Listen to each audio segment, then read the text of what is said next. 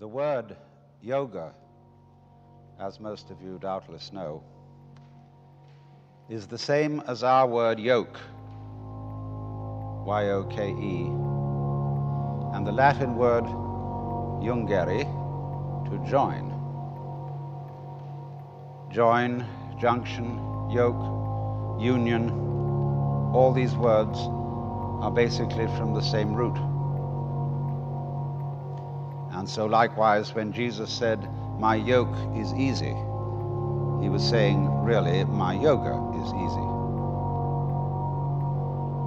And the word therefore basically denotes the state that would be the opposite of what our psychologists call alienation,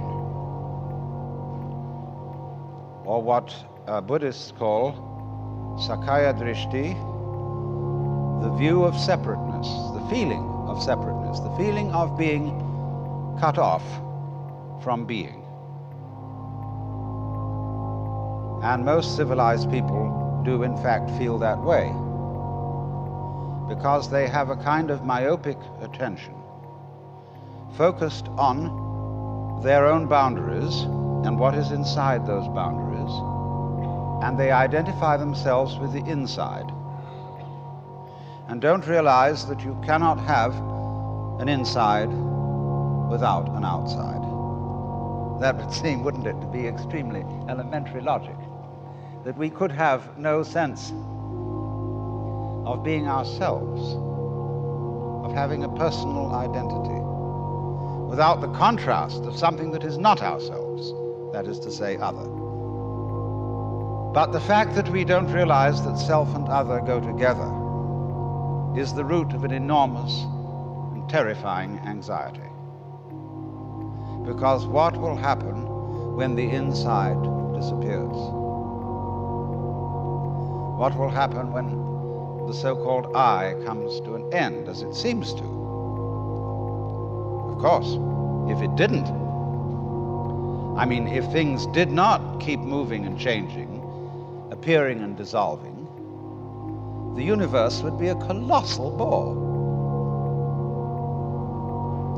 And therefore, you are only aware that things are all right for the moment. I mean, I hope most of the people in this gathering have a sort of genial sense inside them that for the time being, things are going on more or less okay. Some of you may be very miserable.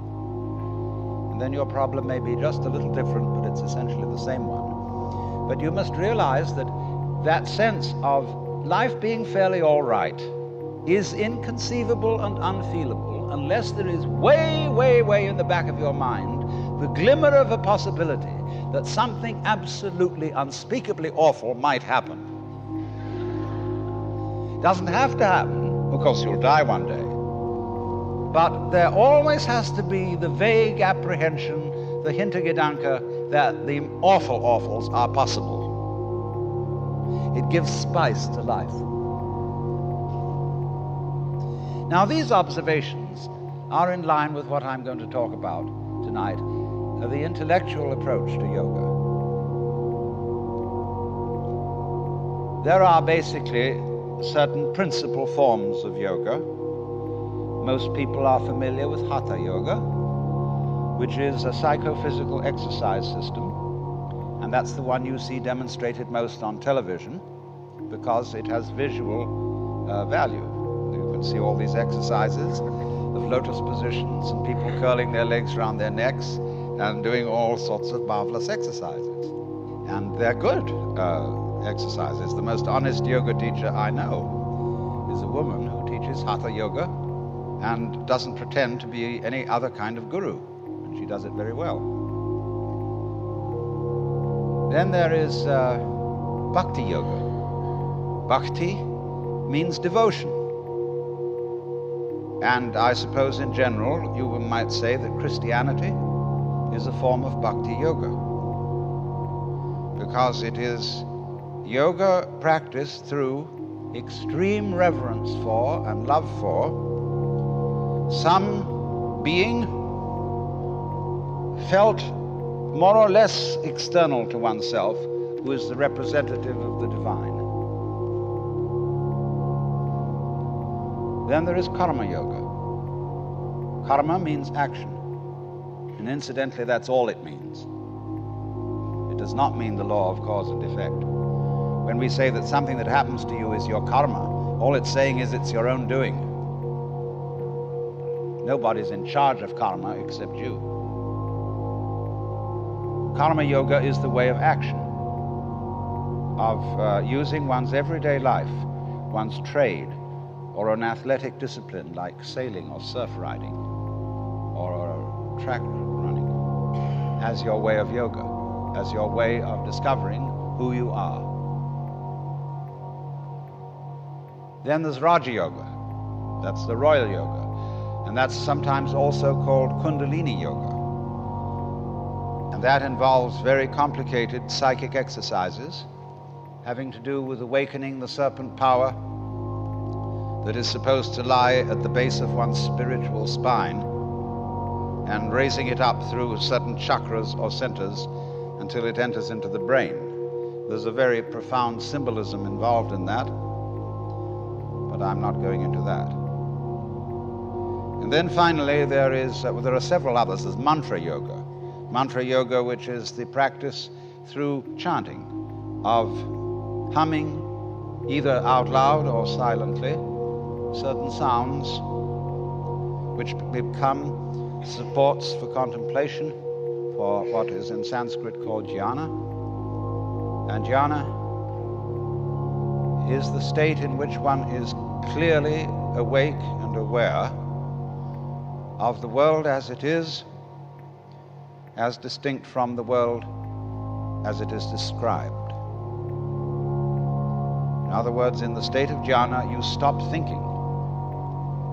That is to say, you stop talking to yourself and figuring to yourself and symbolizing to yourself what is going on. You simply are aware of what is. And nobody can say what it is because, as Korzybski well said, the real world is unspeakable. It's a lovely double take in that. But that's jhana. That's zazen, where one practices to sit absolutely wide awake with eyes open, but not thinking. That's a very curious state, incidentally. I knew a professor of mathematics at Northwestern University who one day said, "You know, it's amazing how many things there are that aren't so." You know, I mean, he was talking about old wives' tales and scientific superstitions and so on. But when you practice jhana, you're amazed how many things there are that aren't so. Because when you stop talking to yourself and you are simply aware of what is, that is to say, of what you feel, what you sense, even that saying too much, you suddenly find that the past and the future have completely disappeared. So also have disappeared the so-called differentiation between the knower and the known, the subject and the object, the feeler and the feeling, the thinker and the thought. They just aren't there because you have to talk to yourself to maintain those things. They're purely conceptual. They're ideas. They're phantoms, ghosts. So when you allow thinking to stop, all that goes away. And you find you're in an eternal here and now. And there's nowhere you're supposed to be. There's nothing you're supposed to do. There's nowhere you're supposed to go, because in order to think you're supposed to do something, you have to think. And so it's incredibly important to unthink at least once a day for the very preservation of the intellectual life. So if we stop that temporarily and get our mind clear of thoughts, we become, as Jesus said, again as children, and get a direct view of the world. which is very useful once you're an adult. There's not much you can do with it when you're a baby, because everybody pushes you around. And they pick you up and sit you there, they sit you there. And you can't do much except practice contemplation. Only you can't tell anyone what it's like. But when, as an adult, you can recapture the baby's point of view, you will know what all child psychologists have always wanted to know, how it is that a baby feels. And the baby, according to Freud at least, has the oceanic experience. That is to say, a feeling of complete inseparability from what's going on. The baby is unable to distinguish between the universe and his or her action upon the universe. And most of us, if we got into that state of consciousness, might be inclined to feel extremely frightened and beginning to ask, who's in charge? I mean, who controls what happens next? We would ask that because we are used to the idea that the process of nature consists of controllers and controlees, things that do and things that are done to. This is purely mythological. So many spiritual teachers and gurus will look at their disciples and say, I am God. I have realized. See? But the important thing is that you are. Whether I am or not is of no consequence to you whatsoever. I could get up and say, I have realized. I put on a turban, yellow robe, whatever, and say, come and have darshan. I'm Guru. You need the grace of Guru in order to realize, and so on. And it'd be a wonderful hoax. It'd be like picking your pockets and selling you your own watch.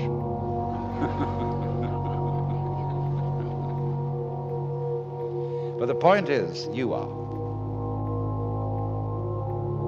Now, what are we saying when we say that? We're obviously saying something very important. Alas and alack, there is no way of defining it. That is to say, going any further into words about it. See, when a philosopher hears such a statement as Tattvamasi, you are it, or there is only the eternal now, the philosopher says, yes, I don't see why I was so excited about it. What do you mean by that?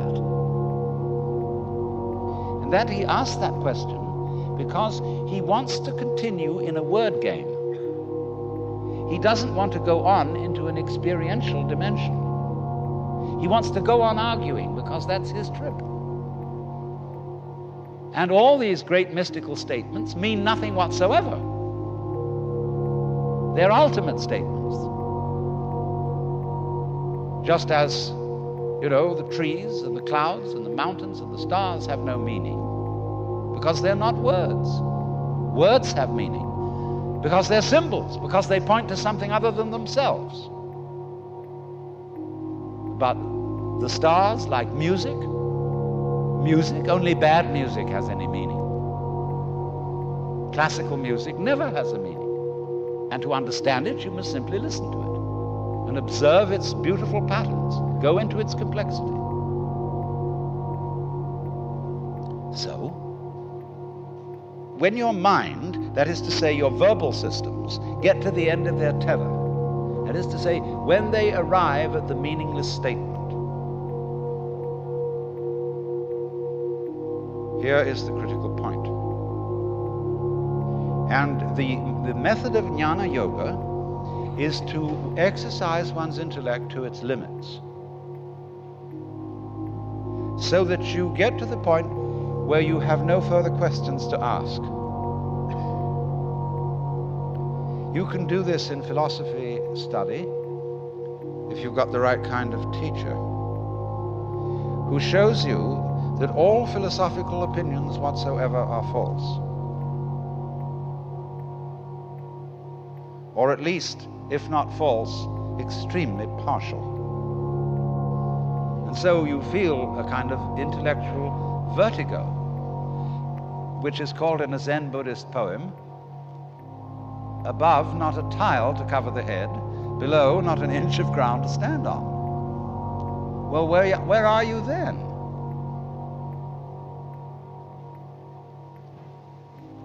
Well, of course you always were. You've discovered you're it. And that's very uncomfortable, because you can't grab it. See, here I've discovered that whatever it is that I am, that's not something inside my head.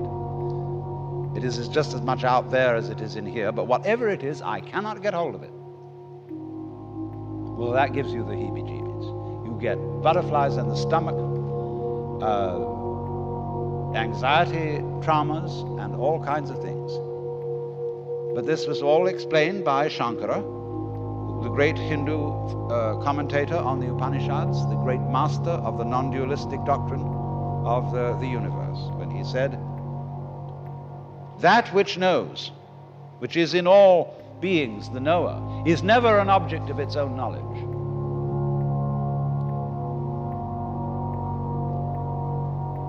So therefore, to everyone who is in quest of the supreme kick, the great experience, the vision of God, whatever you want to call it, liberation. When you think that you're not it, any old guru can sell you on a method to find it. And that may not be a bad thing for him to do. Because, as Blake said, a fool who persists in his folly will become wise. And a clever guru is a person who leads you on. Yeah, kitty, kitty, kitty, kitty, kitty. I've got something very good to show you. Yeah. You just wait. Oh, but you've got to go through a lot of stages yet. You say, can I get that? Oh, I want to get that. You know, all the time it's you. I was talking with a Zen master the other day, and he said, "You should be my disciple." I looked at him and said, "Who was Buddha's teacher?" And he looked at me in a very odd way and said,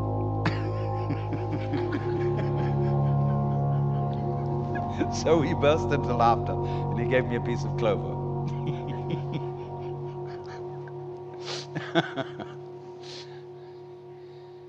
So,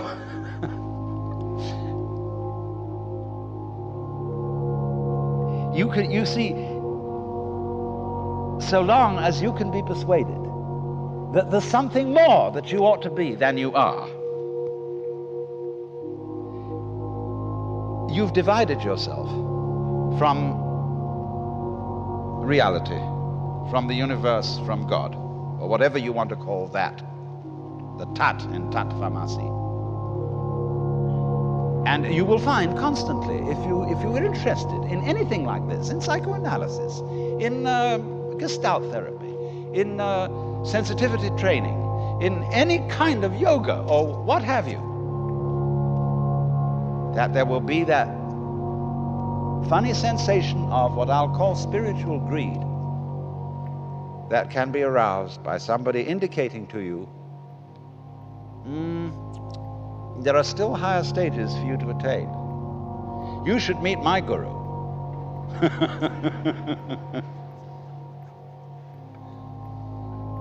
So you might say then now, to be truly realized, you have to get to the point where you're not seeking anymore. So then you begin to think, well, we will now be non-seekers. You know, like disciples of Krishnamurti, who, because he says he doesn't read any spiritual books, they can't read anything but mystery stories. You know, becoming spiritually unspiritual. Well, you find that that too is what is called in Zen legs on a snake. It's irrelevant. You don't need not to seek, because you don't need anything.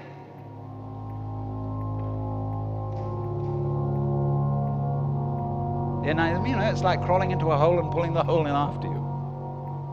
And the great master of this technique was a Buddhist scholar, lived about 200 AD, called Nagarjuna.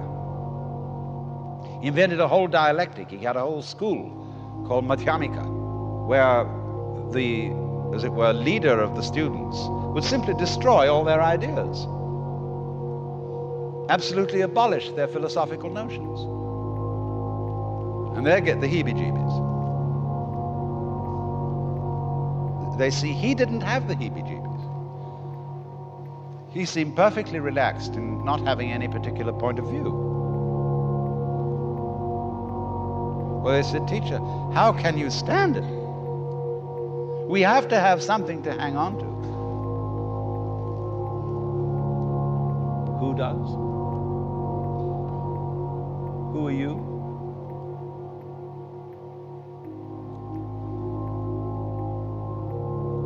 And eventually you discover, of course, that it's not necessary to hang on to anything,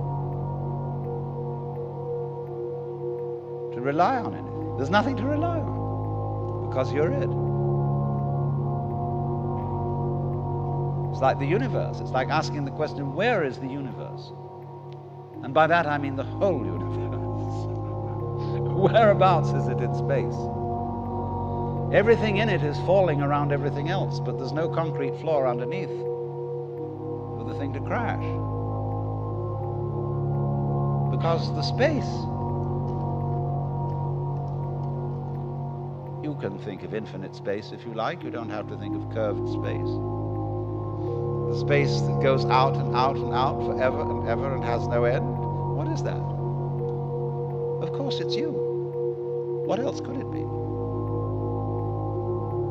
Only the universe is delightfully arranged so that as it looks at itself, in order not to be one-sided and prejudiced, it looks at itself from an uncountable number of points of view.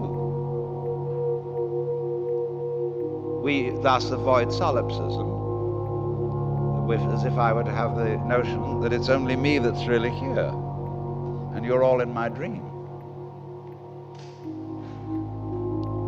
Of course, that point of view cannot really be disputed, except by imagining a conference of solipsists, arguing as to which one of them was the one that was really there.